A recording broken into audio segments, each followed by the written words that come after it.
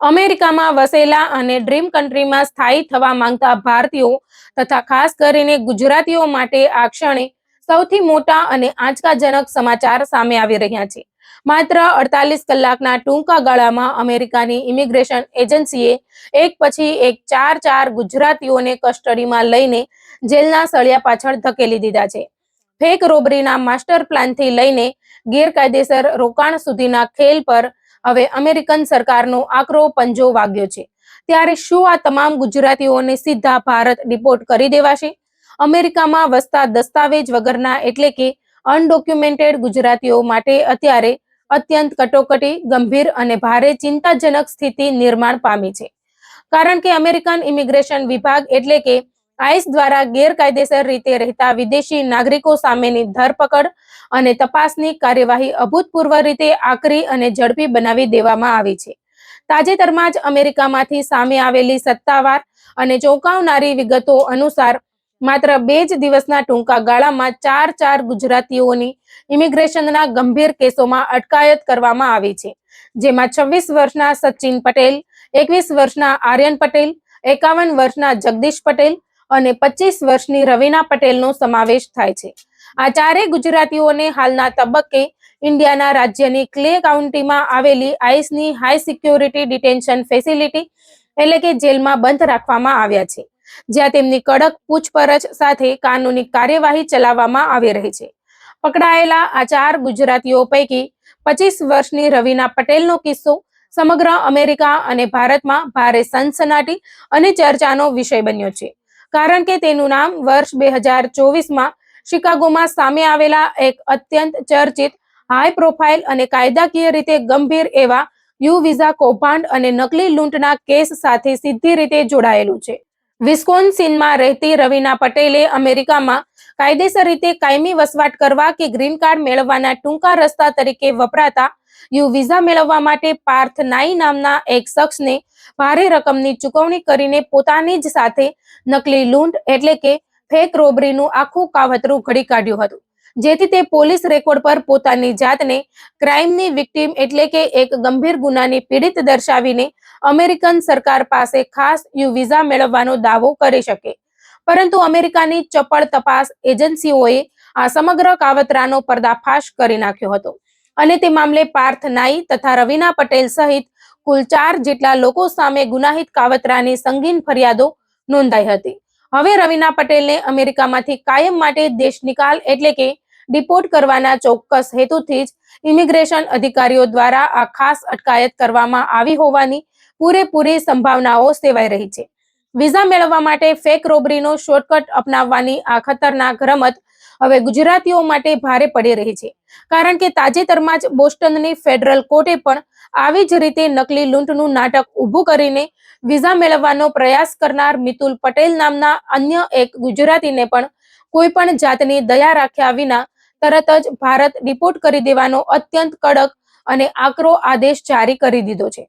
બીજી તરફ રવીના પટેલ સિવાય આઈસ દ્વારા અટકાયતમાં લેવામાં આવેલા અન્ય 3 ગુજરાતીઓ એટલે કે 26 વર્ષના સચિન પટેલ, 21 વર્ષના આર્યન પટેલ અને 51 વર્ષના જગદીશ પટેલ અમેરિકામાં કયા શહેરમાં કે કયા રાજ્યમાં વસવાટ કરતા હતા અને કઈ ચોક્કસ પરિસ્થિતિમાં તેમની ધરપકડ કરવામાં આવી તેની સત્તાવાર અને ચોક્કસ વિગતો હજુ સુધી સામે આવી શકી નથી. પરંતુ તેઓ અમેરિકામાં કોઈ પણ જાતના કાયદેસરના દસ્તાવેજો, વિઝા કે કાયદાકીય સ્ટેટસ વિના જ ગેરકાયદેસર રીતે વસવાટ કરતા હતા. તે બાબત સંપૂર્ણપણે સ્પષ્ટ થઈ ગઈ છે. ઇમિગ્રેશન ક્ષેત્રના નિષ્ણાતો અને વિશ્લેષકોના મતે આ 3 ગુજરાતીઓ કોઈ નાના મોટા સ્થાનિક ગુનામાં પકડાયા હોય, રોડ પર વાહન ચલાવતી વખતે ટ્રાફિક નિયમોના ભંગ બદલ પકડાયા હોય અથવા તો આઈસની કચેરીએ પોતાની નિયમિત હાજરી પૂરવા કે રૂટીન ચેક-ઇન માટે ગયા હોય તે જ સમયે તેમની ધરપકડ કરીને જેલ હવાલે કરવામાં આવ્યા હોઈ શકે છે.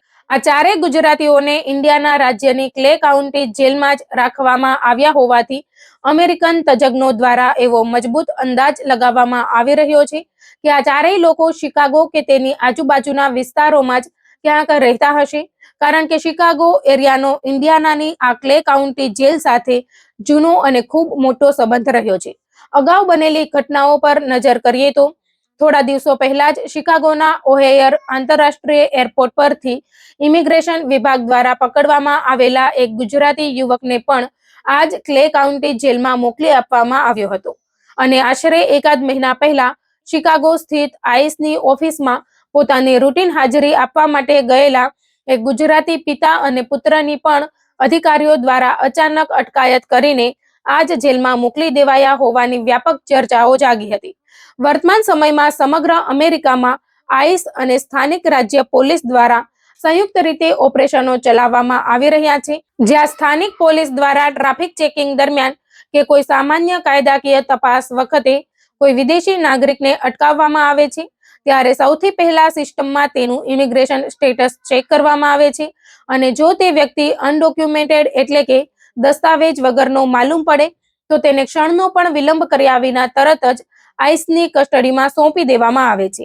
હાલમાં આઈસ ખાસ કરીને એવા લોકોને પ્રાથમિકતાના ધોરણે ટાર્ગેટ બનાવીને પકડી રહી છે જેમની સામે અમેરિકન ઇમિગ્રેશન કોર્ટ દ્વારા ફાઇનલ રિમૂવલ ઓર્ડર એટલે કે દેશ નિકાલનો આખરી હુકમ જારી થઈ ચૂક્યો હોય, જેઓ અમેરિકાની ધરતી પર આવ્યા બાદ કોઈ ગુનાહિત પ્રવૃત્તિ કે કાયદાના ભંગમાં સંમેલિત થયા હોય, જેઓ ઇમિગ્રેશન કોર્ટની નક્કી કરેલી તારીખો અને સુનાવણીમાં ગેરહાજર રહ્યા હોય અથવા તો જેમના આઈસ કચેરીમાં રૂટીન હાજરી આપવાના દિવસો નજીક આવી ગયા હોય. ગત છેલ્લા 2.5 થી 3 મહિનાના સમયગાળા દરમિયાન જ અમેરિકાના અલગ અલગ રાજ્યોમાંથી બહુ મોટી સંખ્યામાં અનડોક્યુમેન્ટેડ ગુજરાતીઓની અટકાયત કરીને તેમને તબક્કાવાર રીતે ખાસ ચાર્ટર્ડ અને સ્પેશિયલ ફ્લાઇટ્સ મારફતે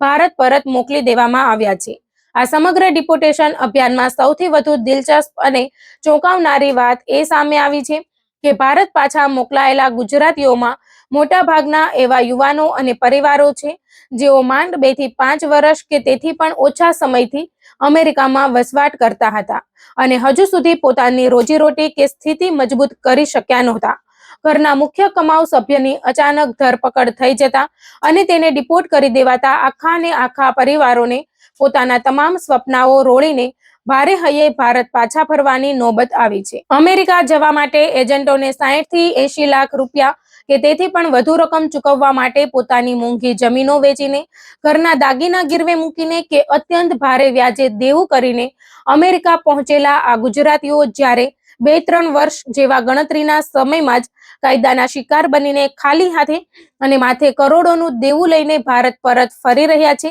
ત્યારે તેમના પરિવારો પર આર્થિક, સામાજિક અને માનસિક રીતે આભ તૂટી પડ્યું છે અને અમેરિકામાં કાયદેસરના કાગળો વગર વસવાટ કરતા લાખો ગુજરાતીઓ અત્યારે સતત ધરપકડ અને ડિપોર્ટેશનના ડર હેઠળ જીવવા માટે મજબૂર બન્યા છે.